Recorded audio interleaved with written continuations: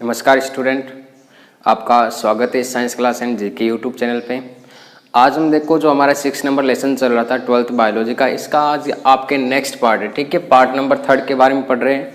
हमने second part में पढ़ा था कि पादपों में जो जल का अवशोषण होता है वो आपके 2 विधियों के द्वारा होता है। कितनी विधियों के द्वारा होता है? 2 विधियों के द्वारा। और उसमें से एक विधि पढ़ी थी हमने सक्रिय अवशोषण और दूसरी विधि पढ़ी थी हमने निष्क्रिय अवशोषण के बारे में, वो हमने कंप्लीट कर लिया था। ठीक है, अब देखो बच्चों, यहाँ पे हमारी जो नेक्स्ट हेडिंग आती है वो आती है कि पादपों में जल मार्ग, कि पादपों में कौन कौन से मार्गों के द्वारा किस प्रकार से जल का अवशोषण किया जाता है। देखो, हमने सबसे पहले फर्स्ट पार्ट में पढ़ा था आपके कि जो जड़ होती है, जैसे कि ये आपके यहाँ पे मान लो ये जड़ है। ठीक है, इस जड़ में हमने ये छोटे छोटे यहाँ पे मूलरोम पढ़े थे कि जो जल का अवशोषण होता है वो किसके द्वारा होता है? मूल रोमों के द्वारा होता है। किसके द्वारा होता है? मूल रोम के द्वारा होता है। ठीक है, रूट हेयर के द्वारा जल का अवशोषण होता है, ये तो हमने पढ़ा था। अब देखो, और फिर हमने एक और बात पढ़ी थी कि जो जाइलम होता है पौधों में, ये जाइलम किसका परिवहन करता है? आपके जल का परिवहन करता। किसका परिवहन करता है? जल का परिवहन करता है। तो ये मूल रोमों से जल जाइलम तक कैसे पहुंचेगा, वो मार्ग आपके कौन कौन से? ये 3 मार्ग है। ठीक है, कैसे? देखो, ये आपकी जड़ है। ठीक है, बाहर के और साइड में क्या आपके ये मूल रोम है अनेक सारे। तो मूल रोम है तो ये बीच में अंदर जड़ में क्या पाया जाता है? ये जाइलम। क्या पाया जाता है? जाइलम। ठीक है, अब देखो, मूल रोमों के द्वारा जल का अवशोषण किया जाएगा, जल का अवशोषण। अब ये जल का अवशोषण करते हैं मूल रोम, तो मूल रोम से ये जल इस जाइलम में कौन से मार्ग के द्वारा पहुंचता है? यहाँ पे कौन कौन से मार्ग होते हैं बीच में? वो आपके 3 प्रकार के मार्ग है बीच में। कौन कौन से मार्ग है? 3 प्रकार के मार्ग है। ठीक है, जिसमें से सबसे पहला मार्ग है आपके एपोप्लास्ट पथ, सेकेंड नंबर है आपका सिम्प्लास्ट और थर्ड नंबर है आपके रसधान्य पथ। ठीक है, तो ये जल आपके जाइलम तक इन 3 मार्गों के द्वारा पहुंचता है, एपोप्लास्ट, सिम्प्लास्ट और रसधान्य पथ के द्वारा पहुंचता है। ठीक है, अब देखो यहाँ पे सबसे पहले बात करते हैं हम आपके एपोप्लास्ट पथ की कि एपोप्लास्ट पथ क्या होता है। तो सबसे पहले हम बात करते हैं आपके एपोप्लास्ट, एपोप्लास्ट मार्ग, या इसे हम पथ कह सकते हैं। ठीक है, पथ या मार्ग। इसकी बात करते हैं एपोप्लास्ट की। तो आप देखो यहाँ पे कि बाहर की ओर ये तो कौन है? आपकी कोशिका भित्ति। ये कौन है? कोशिका भित्ति। क्लियर है बात यहाँ पे? ये हो गई आपकी कोशिका भित्ति। ठीक है, तो कोशिका भित्ति पर सुबेरिन व लिग्निन के जमाव के कारण ये कैसे हो जाती है? कोशिका भित्ति यहाँ पे निर्जीव हो जाती है। कैसे हो जाती है? निर्जीव हो जाती है। क्यों? क्योंकि यहाँ पे सुबेरिन और लिग्निन के जमाव के कारण कोशिका भित्ति कैसे हो जाती है? निर्जीव, मतलब ये जल के लिए पारगम्य नहीं होती। तो सबसे पहले हम यहाँ पे लिख सकते हैं इस एपोप्लास्ट में कि ये एक प्रकार का क्या आपके निर्जीव पथ है। ये एक प्रकार का क्या है? निर्जीव पथ है। एक प्रकार का निर्जीव पथ है। क्लियर है बात? यहाँ पे फर्स्ट नंबर बात आपको ये याद रखनी। अब देखो बच्चों, यहाँ पे सेकेंड नंबर बात क्या याद रखनी कि एपोप्लास्ट में जो जल का परिवहन होता है वो कोशिका भित्ति और इस कोशिका के मध्य जो ये खाली जगह है, यहाँ पे ये खाली जगह, इस खाली जगह में से इसमें क्या होता है? जल का परिवहन होता है। वापस जल इस तरफ जाएगा, फिर ऐसे जाएगा, फिर ऐसे जाएगा, फिर ऐसे जाएगा। तो इन खाली जगहों को हम क्या कहते हैं? अवकाश कहते हैं। क्या कहते हैं? अवकाश। तो जो जल का परिवहन होगा इसमें, तो जल का परिवहन कोशिका भित्ति, कोशिका भित्ति व कोशिका के मध्य, कोशिका भित्ति व कोशिका के मध्य उपस्थित अंतर कोशिका अवकाश, कोशिका के मध्य उपस्थित अंतर कोशिकीय अवकाशों से जल का परिवहन होता है। किससे होता है? अंतर कोशिकीय अवकाशों से जल का परिवहन होता है। क्लियर है बात यहाँ पे? तो जल क्या करेगा? ये बाहर वाली कोशिका भित्ति और अंदर जो ये कोशिका है, तो इसमें से यहाँ पे जल प्रवेश करेगा। ठीक है, देखो सबसे पहले यहाँ पे क्या था? मूल रोम। तो ये लो, ये मूल रोम बना दिया। ठीक है, इस मूल रोम के द्वारा यहाँ पे क्या किया जाएगा? जल का अवशोषण। क्या किया जाएगा? जल का अवशोषण, ठीक है।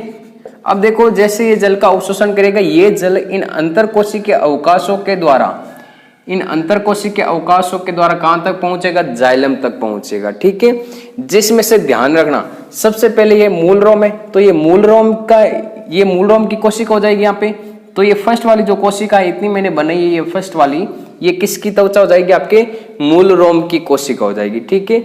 मूल रोम के बाद में जैसे जैसे हम इस जड़ के अंदर वाले पार्ट में जाते हैं, इसके अंदर ऐसे जाएंगे, तो बाद में कौन सा भाग आता है, वल्कुट वाला, जिसे हम क्या कहते हैं, कोर्टेक्स।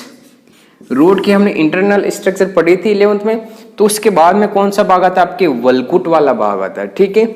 वल्कुट के बाद में अंतस्त्वचा, हाइपोडर्मिस कहते हैं, जिससे क्या कहते हैं, हाइपोडर्मिस वाला भाग आता है, ठीक है। अब देखो हाइपोडर्मिस में क्या होता है कि यहां तक तो जल जाता है, जल जाने के बाद में अंतस्त्वचा के अंदर कैस्पेरियन पट्टिका पाई जाती है। ये जो पट्टिका है, ये पट्टिका आपके कैस्पेरियन पट्टिका, कौन सी पट्टिका, कैस्पेरियन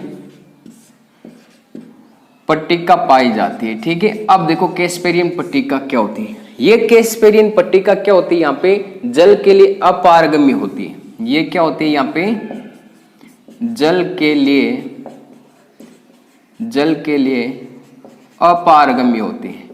अब देखो जल के लिए अपारगम्य का यहाँ पे क्या मतलब है कि ये जल का परिवहन नहीं करेगा। तो यहाँ पे जल का परिवहन कैसे होगा, जैसे अंतस्त्वचा के अंदर जल जाएगा तो ये जल क्या करेगा, इस कोशिका कला, ये कोशिका झिल्ली है, तो इस कोशिका झिल्ली में से होकर के यहाँ पे जल वापिस ऐसे चलने लगेगा।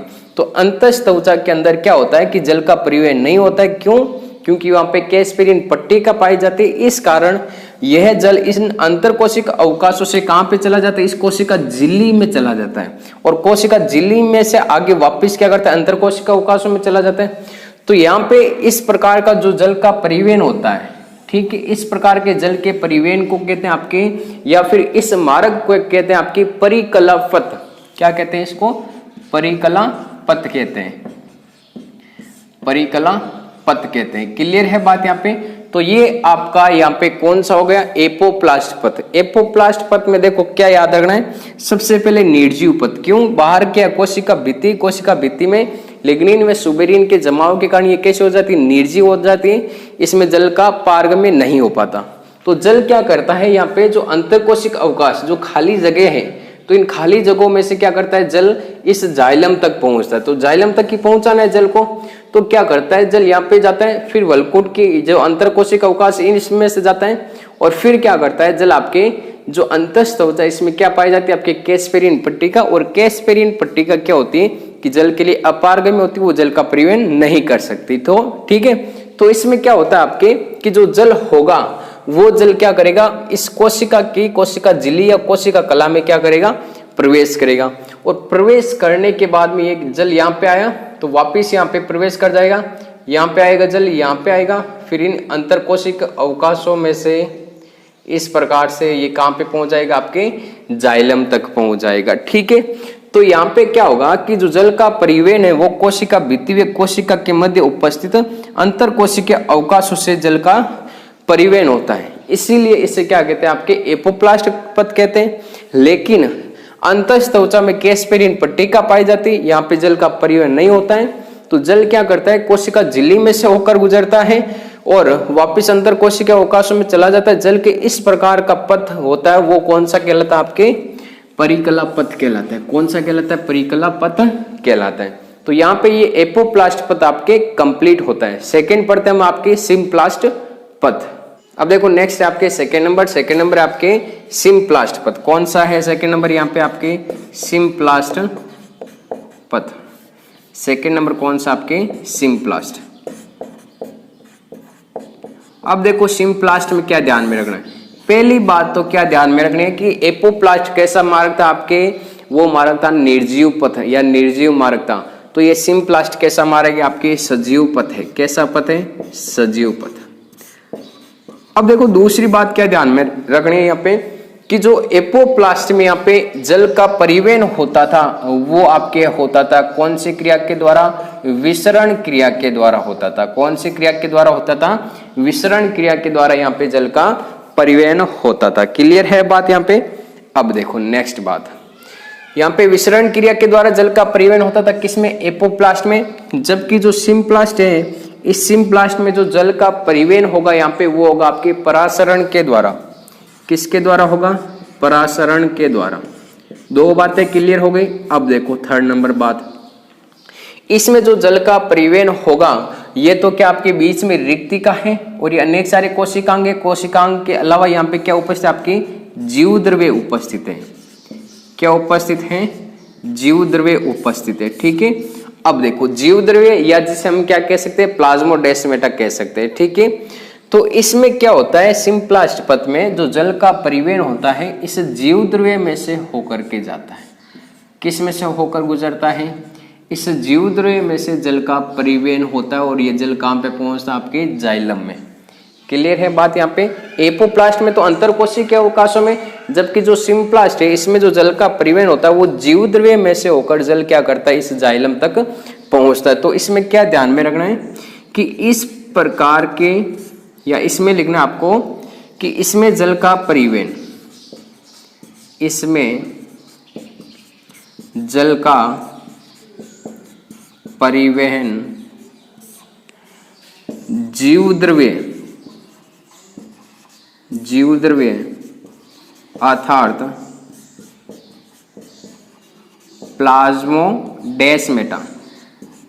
प्लाज्मोडेस्माटा के द्वारा एक कोशिका से दूसरी कोशिका में होता है। एक कोशिका से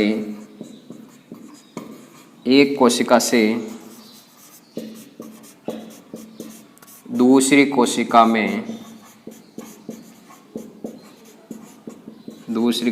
में होता है।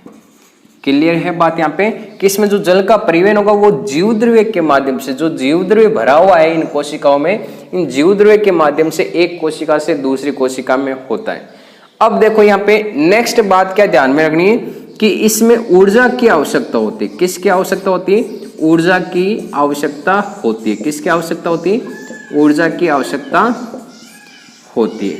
अब देखो यहाँ पे एक हमने लिखा था कि इसमें जो जल का आपके परिवहन होता है वो परिवहन कौन सी क्रिया के द्वारा होता है, परासरण क्रिया के द्वारा। मतलब क्या होता है कि जब मूल रोम जल का अवशोषण करेगी तो ये जल कहाँ पे आएगा, इस कोशिका में। इस कोशिका में अब जल की मात्रा क्या है, ज्यादा, और इसमें क्या, कम। तो परासरण में क्या होता है कि जल किस तरफ जाता है, जिस तरफ जल अधिक हो वो अधिक वाला जल किस तरफ जाता है, कम जल की ओर। मतलब इसमें जल एक बार अधिक, फिर इसमें क्या हो गया, कम हुआ, तो ये जल इसमें चला जाएगा। नेक्स्ट प्रक्रिया क्या होगी इसमें कि जैसे इसमें जल ज्यादा हुआ तो इसमें क्या है, कम, तो ये जल आगे इसमें चला जाएगा, इस कोशिका में। नेक्स्ट आपके इस प्रकार चला जाएगा। तो इसमें जो जल का परिवहन होता है वो किसके द्वारा होता है, जीव द्रव्य के द्वारा।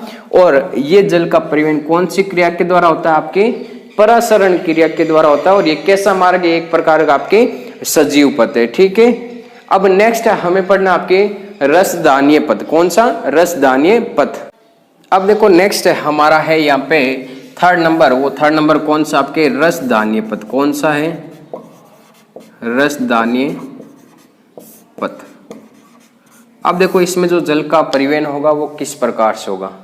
ये जीव द्रव्य कला, मतलब ये जीव द्रव्य की क्या है, एक प्रकार के आपके झिल्ली है, या इसे हम क्या बोलते हैं, रसदानी, मतलब रिक्ति का बोल सकते हैं। ठीक है, तो इसमें जो जल का परिवहन होगा वो इन जीव द्रव्य कला में से होता जाएगा। ठीक है, ये जो जीव द्रव्य कला है इसमें से जल का परिवहन होता जाएगा। और इस प्रकार का जो जल का परिवहन होता है वो कौन सा होता है, आपके रसदानीय पथ होता है। और ये भी क्या, एक प्रकार का सजीव पथ है। ठीक है, तो आपके पादपों में जो जल का परिवहन होता है वो आपके इन तीन प्रकार से होता है, एपोप्लास्ट, सिम्प्लास्ट और आपके रसदानीय पथ। तो ये पादपों में जो तीन मार्ग थे यहाँ पे आपके कंप्लीट होते हैं और इनको मैंने आपको डिटेल से बता दिया है। ठीक।